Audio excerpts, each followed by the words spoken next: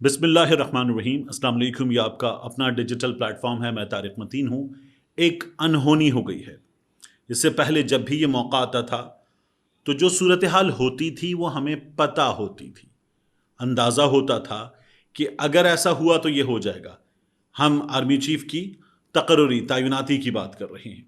पूरा पाकिस्तान जानता है कि जब भी एक ऑफिसर जो सीनियरिटी लिस्ट में पाँचवें छठे नंबर पर हो, अगर छठे नंबर वाले का तकर्रुर बतौर चीफ ऑफ आर्मी स्टाफ हो जाए तो उससे ऊपर जो लोग होते हैं वो सुपरसीड हो जाने की बुनियाद पर कि हम सीनियर हैं, हमसे नीचे उठाकर सिविलियंस ने एक शख्स को, एक ऑफिसर को आर्मी चीफ मुकर्रर कर दिया। अच्छी बात है, मगर चूंकि अब हम सुपरसीड हो गए हैं तो अब हम कंटिन्यू नहीं करेंगे। ये आम प्रैक्टिस है और ये हमने देखा है।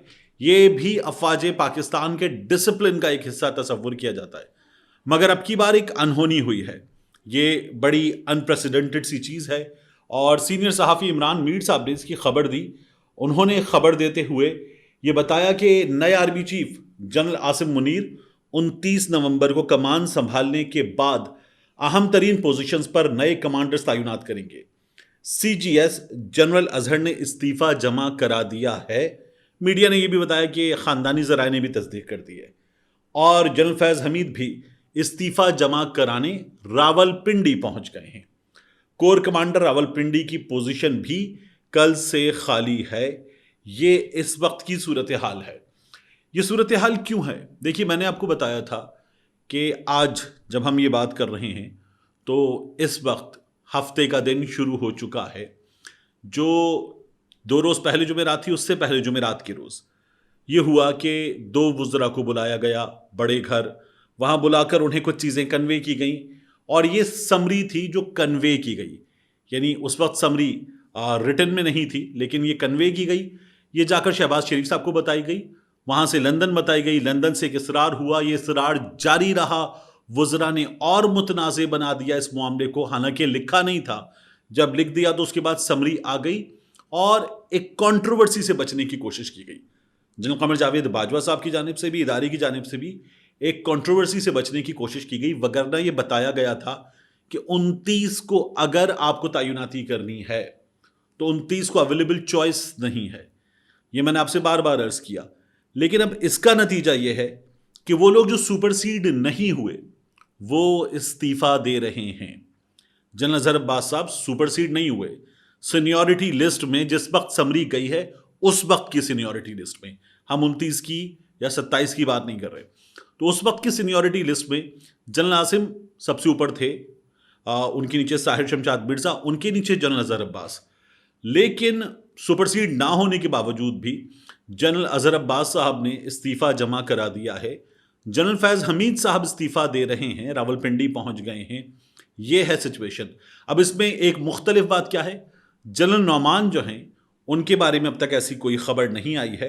मैंने आपसे अर्ज़ किया था कि ये अफवाज पाकिस्तान की क़यादत की जानिब से, सिविलियन क़यादत को बताया गया था कि आप जिस चीज़ पर इसरार कर रहे हैं वो मुमकिन नहीं। फिर इन्होंने जो वज़ीर आज़म के इख्तियारात हैं, चीफ एग्जीक्यूटिव के इख्तियारात, उनको इस्तेमाल करते हुए जनरल आसिम साहब को रिटेन किया। ये कानूनी चीज़ है, ये कर लिया और उसके बाद उनका तकर्रुर कर दिया। ये भी कानूनी चीज़ बन गई। जब सदर मुमलिकत के दस्तखत हो गए, एक कंट्रोवर्सी से सबने बचने की कोशिश की और ये काम हो गया। लेकिन नीचे अफसरान में इस सिलसिले में एक इज़्तिराब था, वो इज़्तिराब ज़ाहिर हुआ है और उस इज़्तिराब के इजहार का जो तरीक़ा था वो तरीक़ा हमारे सामने आ गया है। जनरल अजहर अब्बास साहब ने इस्तीफ़ा दे दिया है, जनरल फैज़ हमीद साहब इस्तीफ़ा दे रहे हैं, ये खबर है। जनरल नौमान महमूद साहब जो हैं वो अपना फ़ैसला ये कर रहे हैं कि वो काम जारी रखेंगे। ये एक अच्छी बात है। जब नया आर्मी चीफ आता है तो वो अपनी टीम बनाता है, अपनी टीम बनाकर आगे बढ़ता है, अपने फैसले करता है। जनरल आसिम मुनीर साहब इंशाल्लाह अपने फैसले करेंगे और ये फैसले दिफाए वतन के लिए बेहतरीन हो। आमीन। सब कंट्रोवर्सी से बच रहे हैं तो ये होना चाहिए। अब इस मामले में एक अनहोनी चीज़ बहरहाल हो गई। इससे आगे बढ़ें तो ये जो हुकूमत है, शहबाज शरीफ साहब की हुकूमत, इसने क्या तबाही मचाई है, ये कुछ चीज़ें मैं आपके सामने ज़रूर रखना चाहूँगा। ये लोग आए थे महंगाई ख़त्म करने के नाम पे, लेकिन महंगाई जितनी इनके दौर में बढ़ी है इतनी महंगाई कभी नहीं बढ़ी। اتنا برا حال کبھی نہیں ہوا. اور گھروں کی جو خواتین ہیں وہ اپنے گھروں کے کمانے والوں کو، بریڈ ونرز کو یہ بتاتی ہیں دوبارہ آنکھیں پھاڑ پھاڑ کے کہ اس وقت ہو کیا رہا ہے. اور انہیں ہر بار یہ اندازہ ہوتا ہے کہ مہنگائی اتنی بڑھ گئی ہے.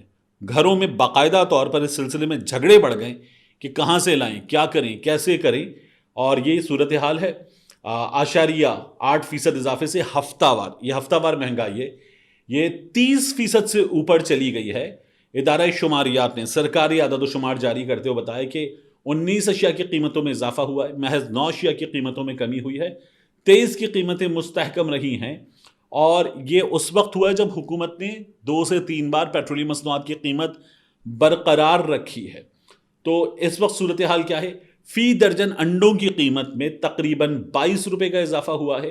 برائلر مرغی کی قیمت میں تقریباً 12 روپے فی کلو کا اضافہ ہوا ہے. پیاز کی قیمت میں 4.5 روپے کا اضافہ ہوا ہے. چینی کی فی کلو قیمت مزید 1 روپے 20 پیسے بڑھ گئی ہے فی کلو. اور آلو، تازہ دودھ، چاول، لہسن، بیف، یہ وہ تمام چیزیں ہیں جو مہنگی ہوئی ہیں. ایک ہفتے میں جو چیزیں سستی ہوئی ہیں ان میں ٹماٹر شامل ہے، آٹا شامل ہے، گھی شامل ہے، یہ یوٹیلیٹی اسٹورز پر سستا ہوا ہے. ایل پی جی اور گھریلو سلنڈر سستی ہونے والی چیزوں میں شامل ہیں. اب اسٹیٹ بینک نے کیا کیا ان حالات میں کہ جو ہمارا انٹرسٹ ریٹ ہے اس سے مانیٹری پالیسی جاری کرتے ہوئے اس میں 100 بیسس پوائنٹس کا اضافہ کر دیا، 16% کر دیا اسٹیٹ بینک نے. اسٹیٹ بینک یہ کہتا ہے کہ بڑھتی ہوئی مہنگائی اور مستقل نہ ہو جائے یہ، اس لیے مالی استحکام کو لاحق خطرات قابو میں رہیں. یہ اسٹیٹ بینک کا کہنا ہے کہ ہماری ریزن ہے اسے بڑھانے کی. لیکن اگر آپ دیکھیے تو مفتاح اسماعیل صاحب سابق وزیر خزانہ، جب پاکستان تحریک انصاف کی حکومت تھی تو اسٹیٹ بینک آف پاکستان نے پالیسی ریٹ 7.15% سے بڑھا کر 8.75% کیا تھا. تو تب مفتاح صاحب نے کہا تھا کہ کوئی فائدہ نہیں ہوگا، ملک ریسیشن میں جائے گا، صنعتوں کے لیے مشکلات بڑھیں گی. اور 8 ماہ میں اب یہ جو امپورٹڈ حکومت ہے ان لوگوں نے پالیسی ریٹ 9.75% سے بڑھا کر یہ 16% پر لے گئے ہیں. یہ چیخیں مار رہے تھے 9% پر، اب یہ 16% پر لے گئے ہیں. مہنگائی بڑھ گئی، ڈالر کا ریٹ بڑھ گیا. ڈالر تو اسحاق ڈار صاحب ایک شاندار جادو کرنے آئے تھے کہ جس کے تحت ڈالر یوں پھینکے گا، ڈالر کی قیمت ایسے نیچے آئے گی. اسحاق ڈار صاحب ٹی وی پہ بیٹھ کے ندیم ملک کے پروگرام میں مذاق اڑا رہے تھے، جی دیکھیں بغیر کچھ کیے ڈالر اتنا نیچے آ گیا ہے.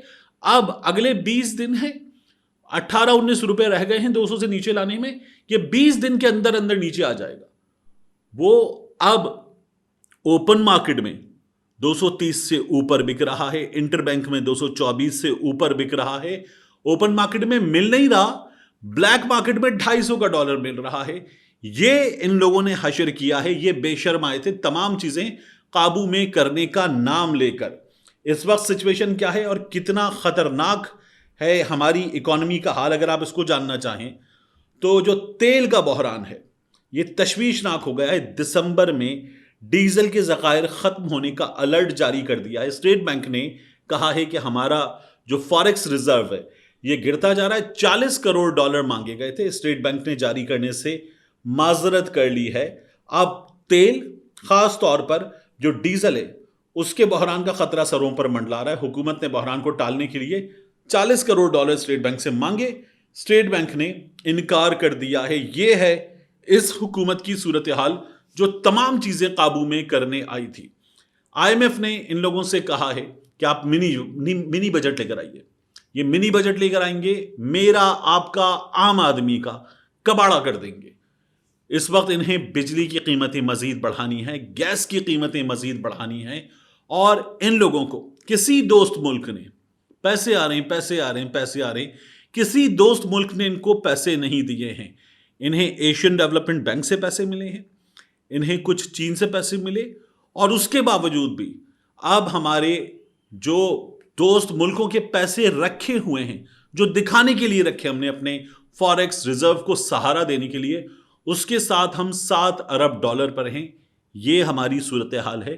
ان تجربے کار لوگوں کی، تمام جماعتیں حکومت میں، ان تجربے کار لوگوں کی حکومت میں ہمارا اس وقت یہ کباڑا ہو چکا ہے.